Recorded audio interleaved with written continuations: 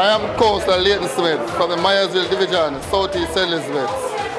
I am here endorsing Comrade Mark Golden to be the next president of the People's National Party come November 7th. Reason for endorsing Comrade Golden, I think he's the best choice at this time to become the leader of the People's National Party. I think he's the best person to unite and bring back the party together so that we can become strong, that when the next election is called, we can return to state power.